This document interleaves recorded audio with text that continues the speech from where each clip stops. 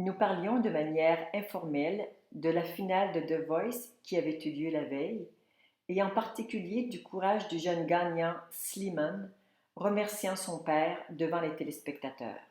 Force intérieure. Pour être capable de dire ça devant des millions de personnes et de dire tout simplement ce que tout le monde vit secrètement, j'ai tant envie que mon père soit fier de moi. C'est le petit garçon blessé qui parlait, mais il parle au nom de tous quand il dit ça. C'est tellement plus touchant que ceux qui ont cette blessure, mais qui se la jouent dans une espèce de fausse certitude qui n'existe pas. Il est vrai. Il est totalement vrai, quoi qu'il chante. Et on peut avoir un regard profane sur ces émissions, sur ces jeunes qui se déploient. Mais on peut avoir un regard, je dirais, sacré pour voir la beauté, le déploiement de ces êtres. Bon, à travers, si on aime la musique, ça aide un peu. J'étais vraiment touchée par l'authenticité, le déploiement de ces jeunes et des coachs. Bon, bref, pour moi, c'était un moment... Il y a beaucoup d'amour dans cette émission. Beaucoup d'amour, beaucoup de bienveillance. Exactement. Bienveillance de la part des coachs qui un peu jouent le rôle de parents pour ces jeunes, mais ils nous apprennent aussi la bienveillance en reconnaissant la vérité des talents, la beauté, mais avec une exactitude. C'est pas de la flatterie facile de dire « t'es bon, t'es bon ». Non, non, il y avait quelque chose de bien ciselé, donc avec des consciences qui connaissent ses performances musicales, mais en même temps, tu es capable de dire « ça, ça va pas, ça, tu dois améliorer ». Et voilà, il y a quelque chose du parent éducateur qui, en tout cas en moi, apprenait quelque chose dans « ah oui, c'est ça, c'est comme ça que j'aime faire, que j'aimerais faire encore plus pour accompagner les gens dans la mesure où je peux être quelqu'un qui accompagne, qui guide, qui est... En fait, on arrive à un concept extrêmement important, mais qui est toujours en construction, en déploiement, en affinement, qui est est-ce que je peux être d'abord pour moi une autorité bienveillante? Est-ce qu'il y a ici une autorité bienveillante? Et ça, c'est vraiment l'union du père et de la mère. L'autorité, c'est dans le masculin, la bienveillance, c'est dans le féminin. Et quand c'est marié ensemble, pour vraiment donner une direction, par exemple, à ma vie, mais avec toute la bienveillance, dont les coachs sont des modèles vraiment de très haut niveau. Et commence à favoriser le déploiement de ces jeunes. Alors, on voit à l'extérieur ces modèles d'une belle autorité bienveillante, mais on a aussi tous les modèles d'autorité dure, intransigeant, on le voit tant de fois, et aussi de ces espèces de bisounours là, de tout mollasque, d'amour, qui n'ont pas de corps et qui m'énervent au plus haut point. Vous savez, ça m'énerve. On le ressent, là! Moi, j'en vois sur Facebook, toi qui te mets des belles grandes phrases. Ça te tartine ça épais. C'est pas ça l'amour. L'amour, c'est radical. Et ça rigole pas. Puis en même temps, c'est joyeux et léger complètement.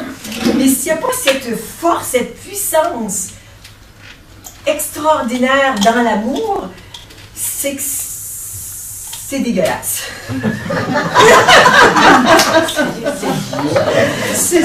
On le mettra pas sur YouTube celle-là. Si.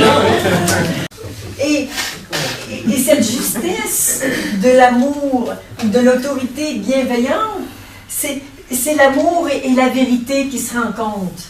C'est le ciel, le Père, l'être. Et cette bienveillance qui l'unit dans cet acte d'amour au quotidien, mais c'est quelque chose que nous avons besoin d'intégrer d'abord pour nous. C'est aussi l'union du maître et du disciple. Le maître et le disciple, c'est qu'on arrive avec l'union de l'autorité bienveillante, donc du Père et de la Mère, à l'accompagnement du Fils dans son incarnation. Voilà. Et c'est dans cet axe que se rencontrent le maître et le disciple. Mais pour qu'il y ait un bon disciple, pour qu'il y ait un bon fils, encore faut-il qu'il y ait une autorité.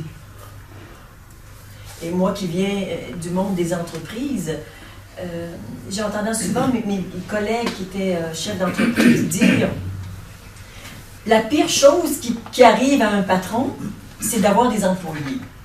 Ça, c'est le plus gros souci des patrons. Et moi, j'ai toujours considéré que c'était le contraire.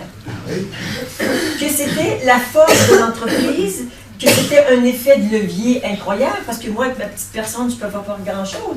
Mais quand j'en avais 60 qui étaient motivés, ou 100 qui étaient motivés avec moi, et qu'ensemble, on jouait et que chacun se réalisait à travers ça, bon, pour l'entreprise, quel effet de levier, puis en même temps, l'entreprise, ce n'est qu'un espace où on apprend à se connaître, à se déployer, à...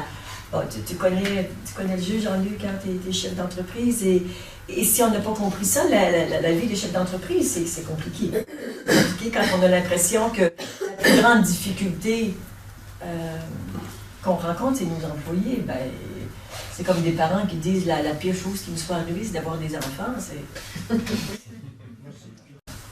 Quel enseignement nous offre ces émissions et tout ce qu'on voit à l'extérieur, et certains nous apprennent ce qu'il ne faut pas faire, et d'autres nous montrent le chemin d'une réalisation intérieure. Est-ce que je suis, pour moi, incarnée dans mon déploiement, une autorité bienveillante? Je suis capable de prendre soin de moi et de me maintenir sur le droit chemin. Mais le droit chemin, c'est ce qui est juste pour moi dans cet instant. Le droit chemin, il se trace à chaque instant, il n'est pas tracé. Juste pour donner un autre coup d'épée dans les jugements. Il y a peut-être une dizaine d'années, j'étais au Québec et mon compagnon à l'époque, qui, comme la plupart des hommes qui en France sont amateurs de, comment on dit, de foot. Ouais, c'est ça. Chez nous, c'est le hockey. Bon. Et on va voir ma culture sportive qui est assez minimale, mais quand même, je connais le nom des joueurs, des équipes, et j'ai appris pendant 10 ans à fréquenter un amateur de hockey, évidemment.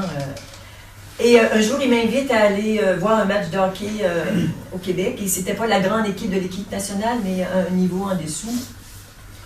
Alors, je ne recule devant rien. Et je lui dis, je vais faire comme les mecs, je vais même prendre une bière, on boit de la bière quand on est dans ces trucs-là. Alors, allez, je me la joue vrai, je prends une bière, et bon. Et le match de hockey commence, mais ça m'amuse de faire ça. Et le match commence, puis après une dizaine de minutes, notre équipe marque un but. Je m'en étais à peine rendu compte. Mais il s'est passé quelque chose d'une puissance.